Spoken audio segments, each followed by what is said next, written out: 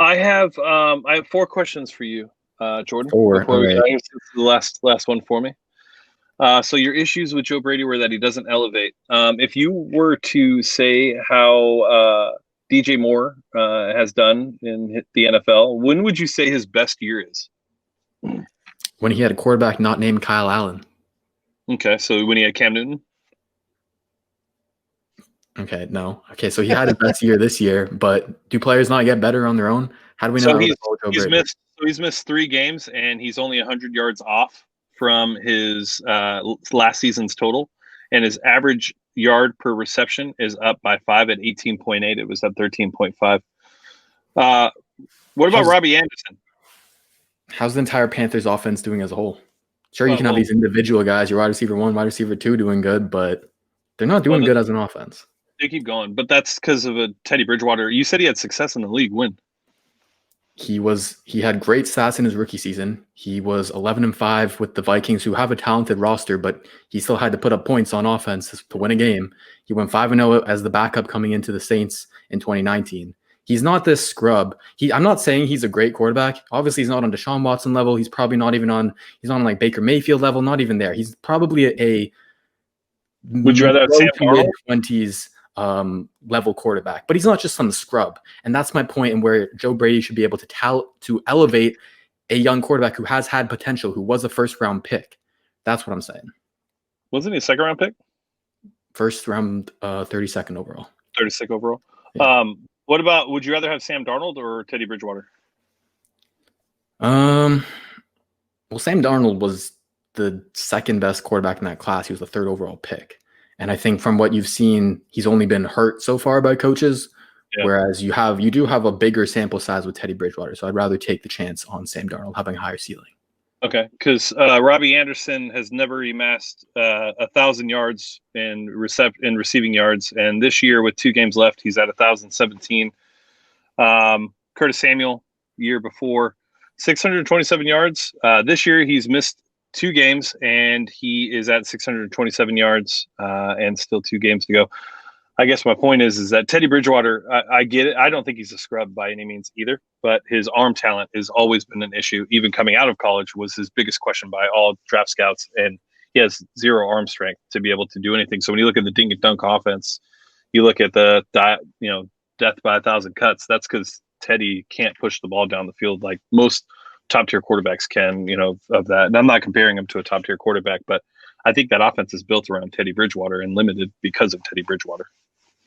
All right, so then I would give you the counter argument of saying, has Joe Brady ever shown that he can run an offense around a quarterback with a bigger arm? No, yeah, Joe Burrow. He went from 48. He went from 48th overall offense the year prior with the same exact roster to number 1 when Joe Brady came. And is Joe Burrow having success with Cincinnati? Yeah. He's a great quarterback. He's a talented dude. He gets better over the years. You can't just say it's just Joe Brady who made him when he's already still having success. If he was shitting the bed with Cincinnati, sure, I give it to you, right? I give it to you for sure. Then you can say his best year was with Joe Brady. It makes sense, but it's not the case. And now it is with Justin Jefferson. Now there's the case with Clyde Edwards-Helaire. Excuse me, Helaire. 48-1 with the same roster? Like 48th ranked offense to 1 once the only change was Joe Brady. That same roster was a lot of guys who are sophomores and freshmen and juniors going up a year. And in that year, you develop a whole lot. And yes, Joe Brady changed the offense. He changed the offense completely. But it wasn't more so that he was doing great stuff. It was more so that their offense was that horrible in the past. They were running a very prehistoric, run-heavy offense where they weren't utilizing their weapons well. They weren't using Joe Burrow to his strengths. And so, yeah, Joe Brady he switched things up for sure. But we haven't seen that translate to the NFL. And there are a lot better offensive minds out there who have already had NFL success, who are already proven. And so we already know what they are. Could Joe Brady become a great head coach one day? Sure. But he's just not there yet, and I'm not taking that risk right now. But you would take it on Staley? No, Staley's my number 5. But if they hired him, would you take a risk on him? Well, here's the difference, is that I actually like Staley's scheme. For Brady, number 1, he doesn't have the other stuff that we talk about that we want in a head coach. Head coaching qualities, like a leader. Can he command the locker room? That stuff. Can he build staff? That stuff. He doesn't have that same stuff compared to Saleh and EB. So for me to want to hire Joe Brady, his scheme, his calling card, his offensive mind, it needs to blow me away. And it's not a 10 out of 10. It's not a 0 out of 10. It's maybe a 4, but it needs to be a 10 to make up for all the other deficiencies. So the talent doesn't play a part at all. What do you mean the talent?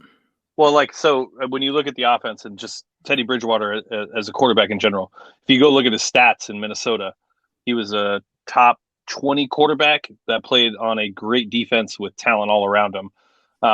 So he's a limited quarterback for sure. And everybody would tell you that Teddy is a limited quarterback. I think that's fair. I'm not dissing Teddy in any way. I think he's limited, though. I think that's a fair assessment.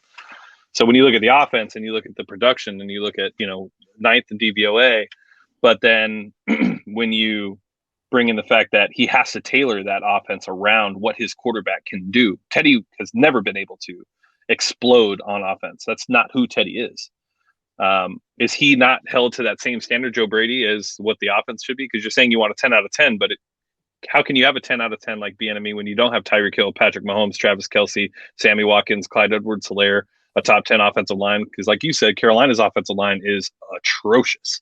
Yep. And Mike Davis is having a career year in the absence of Christian McCaffrey on an offense where Christian McCaffrey has been the only offense for the last 4 seasons. So there was a whole change in the offense when Joe Brady took over. So I guess what does talent not play a part in that as well? Or does the coach have to do it all? Like Mike Davis would be a perfect example. He was a journeyman running back. How many teams had he been with in the past 3 years? Like 4? Their run game is efficient because defenses are playing the pass because they're just sitting back. They're giving them light boxes, and that's what has to do with their. But why though? Why are they doing that? Because Teddy's not going to scare anybody with his arm. Right. So then you got to find. Here's my thing: is I'm not expecting the offense to put up 40 points a game, but I'm expecting the schematic things to. I'm expecting to see better schematic things to put you in a good advantage. I'm not expecting you to put up big numbers, but I want to see the X's and O's. I want to see the adjustments throughout later in the game and later in the season. I'm not seeing adjustments. I'm seeing him call the same plays over and over again. I'm seeing no creativity on third down. This man calls 4 curls to the 6 on third down so damn often. They have an atrocious red zone offense where they can't finish because there's no creative play calling to create advantages. They also are, 8th in the league in penalties. So much of that comes on offense. They play the 3rd fewest snaps.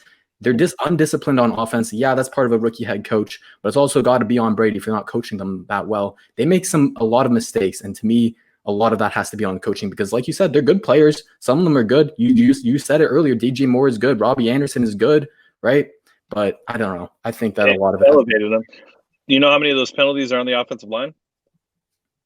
I don't, but that's got to be about Joe Brady runs that offense, right? He's going to have to run an entire NFL team. If he can't just run the offense, how is he going to run the offense and the defense? Because he schemes and implements the offensive game plan. He doesn't coach the offensive line. Okay, so but he doesn't coach the rest of the team, right? Does that not scare you?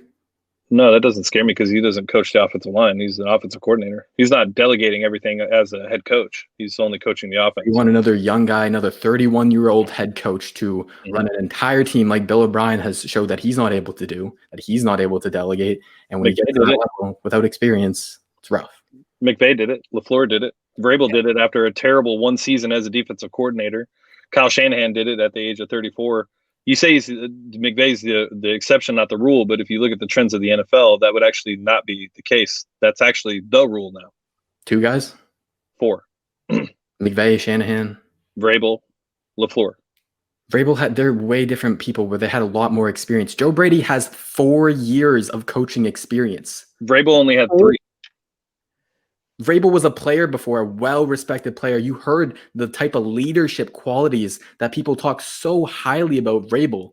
Vrabel's a different guy than Joe Brady. Have you heard one good review, one glowing review in an article or in an interview, a player talking about Joe Brady?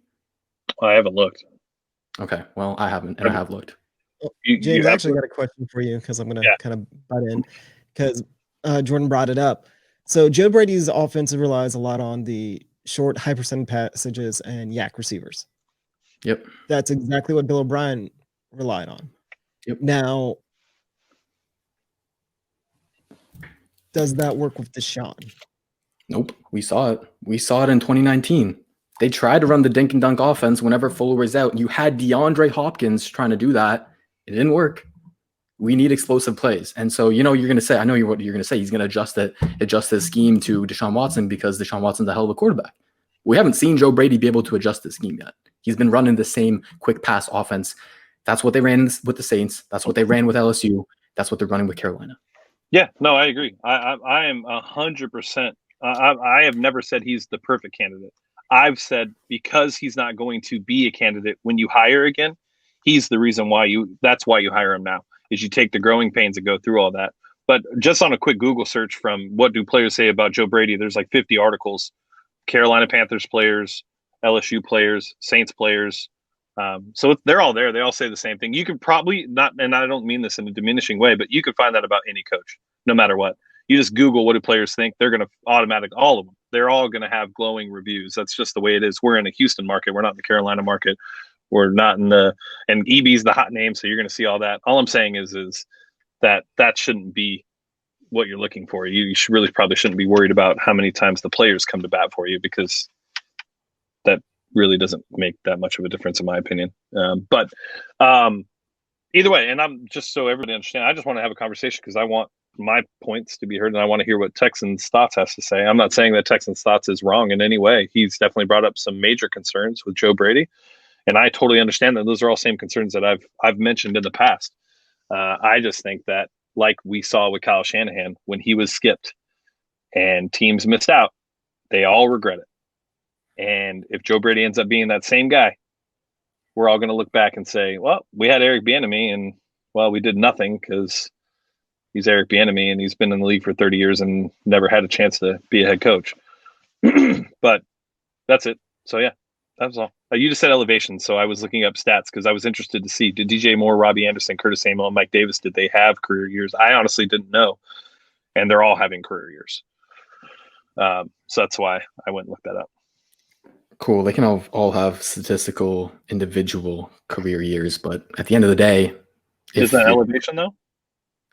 I guess it's depending on your definition of elevation. I want to see results. I want to see them finish. I want to see them actually put points up on the board. I don't care if DJ Moore has 3,000 yards, but if he has 2 touchdowns, if that offense is 21st, 22nd now in the league in points per game, how effective are those yards, or are they just garbage yards? I mean, elevation by just 4 players when you're talking about a team that has, what is it, 12 players or 11 players on the field at all times. I mean, so that's how many more people. The percentage of that is what? So you can't elevate them all, right? 12%. You can't elevate defense when you're on the offensive side. Can't do it. EB doesn't do it either. The defense is fine. Panthers defense ain't the problem. It's their offense. We saw it in the Packers game. They held down Rodgers to 24 points. They're the best offense in the league. They're averaging over 30. Yeah. They held them down with no work to do on no help from the offense. I guess what I'm saying is I don't see how Teddy gets zero blame for any of it. And he's not blameless. He should get most of the blame. When you watch the film, he's not very good. I don't think Joe Brady's putting him in a great position to succeed either. So what would the scheme be for you for Teddy Bridgewater? Not if it's not dinks and dunks. Well, obviously that's going to be part of it, but you can't be that predictable. Teams are sitting on that all game long. He's very hard-headed in the way that he calls plays. I've seen him call the same concept over and over again, and teams adjusted later in the season, and he still didn't adjust. He didn't throw that counterpunch to that counterpunch. Have you compared that offense to the LSU offense to see the differences? I have, and it looks a lot of the same. They'll do their early shots on first down. Early quick passes on first and down. They love to attack the middle of the field. They want to get the ball into the hands of their playmakers and rely on Yak. And they had Justin Jefferson, Jamar Chase, Terrence Marshall, a crazy roster to be able to put up those numbers. And they do a lot of the same things. What about run game wise?